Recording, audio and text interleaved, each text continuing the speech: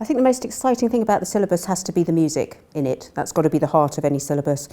We've worked really hard to find the kind of music that kids really want to learn, they really want to play, they want to perform to people they care about. So that's been the very heart of the work for us, and if a piece just wasn't good enough musically, it went out. So we're confident that this is a really wide range of repertoire that kids are going to really enjoy. We've been working on this syllabus for at least 2 years. But it's been a really long slog. It's the first time since 1985 we've done all 4 instruments at once, and we've given them all equal attention in terms of the work that we've put in. We've extended the lists, which also meant that we were processing thousands of pieces of music in order to arrive at the final lists.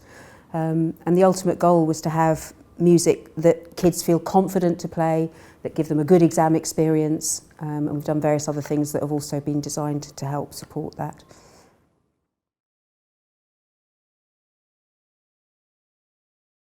I think the first thing that people will notice the minute they open the book is that they'll see that the lists are longer. So instead of having a list of 6 choices, 3 in the book and 3 alternatives, we've now got a list of 10 pieces on every list, so 3 in the book and 7 alternatives. And we would really encourage teachers to explore those alternatives as well as the choices in the book, because there's some wonderful repertoire out there.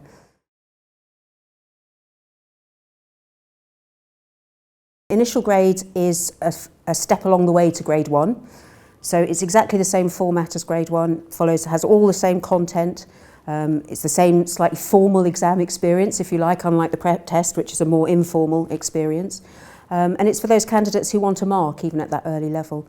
And we felt it was really important to introduce it, particularly for string players, in that children tend to start string instruments quite young. And the journey to grade 1 can be a really long one. And if you're going on a long journey, it's nice to have a chance to stop and celebrate something along the way. And so that's why we felt initial was a really useful step to put in.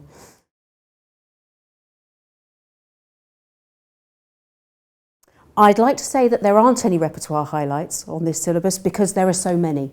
There are so many pieces in here that I personally believe not only children will enjoy playing, but just this sheer act of playing them will teach them something about how to play your instrument. That's something we've been really looking out for, because we all as teachers, we know those pieces that you just put in front of a child and they just get better by dint of playing that particular piece. So we've done our best to make sure that those pieces are included for every instrument across the grades.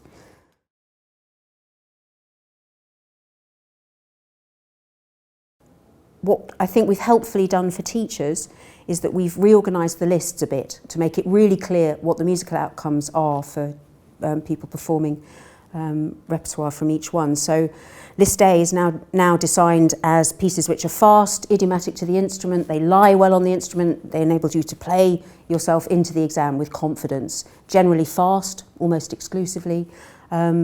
Traditionally that's been the Baroque classical list. We've expanded that to include pieces from other traditions which fulfil that same musical outcome. And then List B is the more expressive list, so generally slow, almost exclusively. Chance to listen to your sound, listen to your developing sound as a string player, and really inhabit that, as well as to express something. So we've talked about telling stories. This might be about expressing a more somber mood, missing somebody, those sort of things. And then List C is the chance to show your musical character. So it might be funny, it might be jazzy, it might be quirky, it might have unusual harmonies, music of a completely different tradition, something like that. And so it's your chance to really inhabit that character and put it across. And therefore that gives a narrative arc if you choose to play your pieces in that order, and you don't have to, but it gives that to hang the performance on in the exam situation.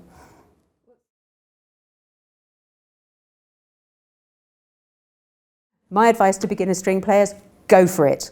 Really give it your best. Don't play a single piece of music that you don't really mean. And just remember that people really want to listen to you. They want to hear what you've got to say right from the outset. So play to them.